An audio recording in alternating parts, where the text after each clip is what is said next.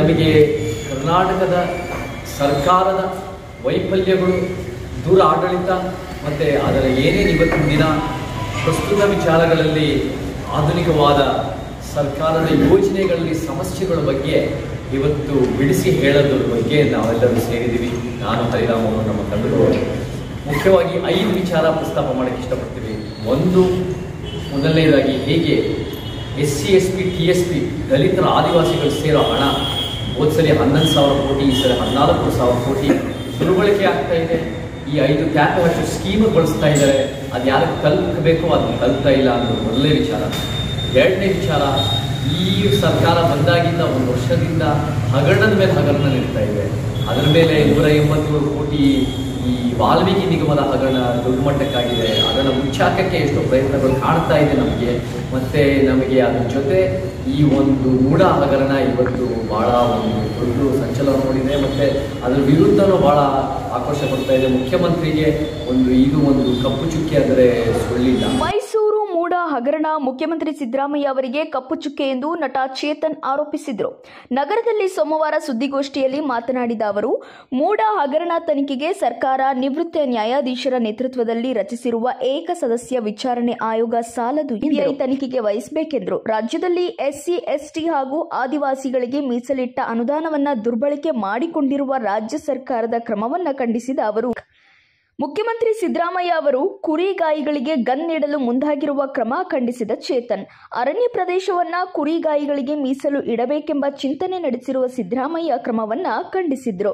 ಇದೇ ವೇಳೆ ವಿಧಾನಸೌಧ ಆವರಣದಲ್ಲಿ ಭುವನೇಶ್ವರಿ ಪ್ರತಿಮೆ ಸ್ಥಾಪನೆ ಮೌಢ್ಯದ ಪ್ರತೀಕ ಎಂದು ನಟ ಚೇತನ್ ಖಂಡಿಸಿದ್ರು. ಈ ವೇಳೆ ಹೈಕೋರ್ಟ್ ನ್ಯಾಯವಾದಿ ಪ್ರೊಫೆಸರ್ ಎ ಹರಿರಾಮ್ ಸೇರಿದಂತೆ ಮತ್ತಿತರರು ಉಪಸ್ಥಿತರಿದ್ದರು. SC, ST ಅಂದ್ರೆ ಶೆಡ್ಯೂಲ್ ಕ್ಯಾಸ್ಟ್ ಸಬ್ಪ್ಲಾನ್, ಟ್ರೈಬಲ್ ಸಬ್ಪ್ಲಾನ್ ಅನ್ನೋ ರೀತಿಯಲ್ಲಿ ಮುಂದಾಗಿದ್ದು ಕರ್ನಾಟಕ ಸರ್ಕಾರ 2013 ಆ ಸಂದರ್ಭದಲ್ಲಿ ಅದು ಕಾರ್ಯರೂಪಕ್ಕಂತು. ಆದರೆ SC, ST, TSP ದಲಿತರ ಆದಿವಾಸಿಗೋಸ್ಕರ ಇರೋ ಹಣ ಅದು ನಾನ್ ಡೈವರ್ಟಬಲ್ ಅನ್ನೋ ಒಂದು ಉದ್ದೇಶ ಇದೆ. ಅದು ಬೇರೆದಕ್ಕೆ ಬಳಸಬಾರ್ದು. ಯಾಕಂದರೆ ಈ ಸಮುದಾಯಗಳಿಗೆ ಮೀಸಲಿಟ್ಟ ಹಣ ಏನು ಕಾರಣ ಅಂದರೆ ಈ ಸಮುದಾಯಗಳು ಹಿಂದುಳಿದಿದ್ದಾರೆ. ಈ ಸಮುದಾಯಗಳು 100 ವರ್ಷ 1000 ವರ್ಷದ ಶೋಷಣೆ ಅನುಭವಿಸಿದ್ದಾರೆ. ಈ ಸಮುದಾಯಗಳೇ ಹೆಚ್ಚಾಗಿ ಸ್ಲಮ್ಗಳಲ್ಲಿ, ಗುಡಿಸಲುಗಳಲ್ಲಿ, ಜೋಪಡಿಗಳಲ್ಲಿ ಮತ್ತು ದುರಂತವಾಗಿ ಜೈಲ್ಗಳಲ್ಲಿ ಬದುಕ್ತಾ ಇದ್ದಾರೆ. ಈ ಸಮುದಾಯಗಳಿಗೆ, ಈ ಸಮುದಾಯದಲ್ಲಿ ಶಿಕ್ಷಣ, ಅಭಿವೃದ್ಧಿ, ಆರೋಗ್ಯ, ವಸತಿ ಈ ಕಾರಣಗಳಿಗೆ ಈ ಹಣ ಬಳಕೆ ಆಗಬೇಕು. ಆದರೆ ಅದು ಬಿಟ್ಟು ರಾಜ್ಯ ಸರ್ಕಾರ ಏನು ದೊಡ್ಡದಾಗಿ ಆ ಹಿಂದದ ಪರವಾಗಿ ಅಂತ ಮುಖ್ಯಮಂತ್ರಿ ಹೇಳ್ತಾರೆ, ಅಲ್ಪಸಂಖ್ಯಾತರ ಹಿಂದುಳಿದ ದಲಿತರು ಅಂತ ಹೇಳ್ತಾರೆ.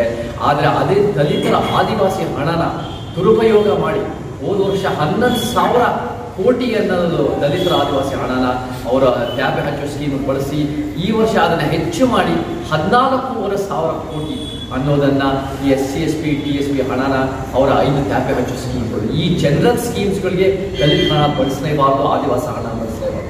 ನಾವು ಇಟ್ಕೊಳ್ಳಿ, ಈ ಹಣ ಮೀಸಲಿಟ್ಟಿರೋದು ನ್ಯಾಯದ ಪರಿಕಲ್ಪನೆಗೋಸ್ಕರ. ನ್ಯಾಯದ ಪರಿಕಲ್ಪನೆ ಅಂದರೆ ಏನು ಇತಿಹಾಸದ ತಪ್ಪುಗಳಾಗಿದೆ ಅದನ್ನು ಸರಿಪಡಿಸೋಕ್ಕೆ ಒಂದು ಮಾರ್ಗದಲ್ಲಿ ಇವಾಗ ಆ ಒಂದು ಮೀಸಲಿಟ್ಟಿದ್ದ ಹಣನ ನಿಮ್ಮ ಒಂದು ಗ್ಯಾರಂಟಿಗಳಲ್ಲಿ ಬಳಸ್ತೀರಾ ಅಂದರೆ ನಿಮಗೆ ಈ ನ್ಯಾಯದ ಪರಿಕಲ್ಪನೆ ಬಗ್ಗೆ ಗಂಧಗಾಳಿ ಗೊತ್ತಿಲ್ಲ ಅನ್ನೋದೇ ಅನಿಸುತ್ತೆ. ಮತ್ತು ಮುಖ್ಯವಾಗಿ ಈ ಮೀಸಲು ಹಣ ಅವಶ್ಯಕತೆ ಏನು? ಜನರಲ್ ಸ್ಕೀಮ್ನಲ್ಲಿ ಹೆಂಗಿದ್ರು ದಲಿತರ ಆದಿವಾಸಿಗಳಿಗೆ ಎಲ್ಲ ತಕ್ಕಂತೆ ಅವರಿಗೆ ಬರಬೇಕಾಗಿರೋದು ಬರುತ್ತೆ. ನೀವು ಮೀಸಲಿಟ್ಟಿದ್ದ ಹಣನೇ ಬಳಸ್ತೀರಾ ಅಂದರೆ ಈ SC, ST, TSP ಅದರಲ್ಲಿ ಇನ್ಕಾನ್ಸಿಕ್ವೆನ್ಷಿಯಲ್ ಆಗ್ಬಿಡುತ್ತೆ. ಅದು ಇದ್ದು ಏನು ಪ್ರಯೋಜನ ಆಗಲ್ಲ. ಸೊ ಆ ನಿಟ್ಟಿನಲ್ಲಿ ಈ ಒಂದು ಬಳಸ್ತಾ ಇರೋದು ಬಹಳ ತಪ್ಪು. HC ಮಹಾದೇವಪ್ಪ ಅವರು ಹೇಳ್ತಾರೆ, ನಾವೇ ನಮ್ಮ ಸ್ವಾರ್ಥಕ್ಕೆ ಬಳಸ್ತಾ ಇಲ್ಲ, ನಮ್ಮ ಜನರಿಗೆ ಬಳಸ್ತಾ ಇದ್ದೀವಿ ಅಂತ ಹೇಳ್ತಾರೆ. ನಿಮ್ಮ ಒಂದು ರೀತಿಯ ಚುನಾವಣೆ ಉದ್ದೇಶಕ್ಕೆ ಏನು ನೀವು ಈ 5 ಸ್ಕೀಮ್ಗಳು ಬಳಸ್ತೀರಿ ಅದಕ್ಕೆ ಬಳಸ್ತಾ ಇದ್ದೀರಾ ಹೊರತು ಇದು ನಿಜವಾಗ್ಲೂ ಯಾವುದಕ್ಕೆ ಇರಬೇಕು ಅದಕ್ಕೆ ಬಳಸ್ತಾ ಇಲ್ಲ. ಸೊ ಒಂದು ರೀತಿಯಲ್ಲಿ ನಿಮ್ಮ ಅಧಿಕಾರದ ಹಪಹಪಿ, ಅಧಿಕಾರದ ದಾಹಕ್ಕೋಸ್ಕರ ನೀವು ಇದನ್ನು ಬಳಸ್ತಾ ಇದ್ದೀರಾ. ಸೊ ಹೌದು, ಇದು ಒಂದು ರೀತಿಯ ಸ್ವಾರ್ಥ ಅಂತಾನೆ ಕಾಣೋದು ಹೊರತು ಯಾರಿಗೆ ತಲುಪಬೇಕು, ನಮ್ಮ ಶೋಷಿತ ವರ್ಗ, ನಮ್ಮ ತಳ ಸಮುದಾಯಗಳಿಗೆ ತಲುಪ್ತಾ ಇಲ್ಲ. ಸೊ ಈ ದಲಿತರ ಆದಿವಾಸಿ ಹಣ ದುರುಪಯೋಗ ಆಗ್ತಿರೋದು ಮೊದಲನೇ ವಿಚಾರ. ಅದರಲ್ಲಿ ನಮಗೇನು ದುರಂತ ಅಂದರೆ ದೊಡ್ಡ ಮಟ್ಟಕ್ಕೆ ವಿರೋಧ ಬರ್ತಾ ಇಲ್ಲ. ಈ ದಲಿತರನ್ನ ಆದಿವಾಸಿಗಳನ್ನ ಟೇಕನ್ ಫಾರ್ ಗ್ರಾಂಟೆಡ್ ಆಗಿಬಿಟ್ಟಿದ್ದಾರೆ. ಯಾಕಂದ್ರೆ ಪ್ರಭಾವಿ ಸಮುದಾಯಗಳಾದ ಲಿಂಗಾಯತರಿಗೆ BJP ಇರ್ಬೋದು, JDSಗೆ ಒಕ್ಕಲಿಗರಿಗೆ JDS ಇರ್ಬೋದು, ಮುಸಲ್ಮಾನ ಸಮುದಾಯ ದೊಡ್ಡ ಸಮುದಾಯದ ಕಾಂಗ್ರೆಸ್ಗೆ ಇರ್ಬೋದು.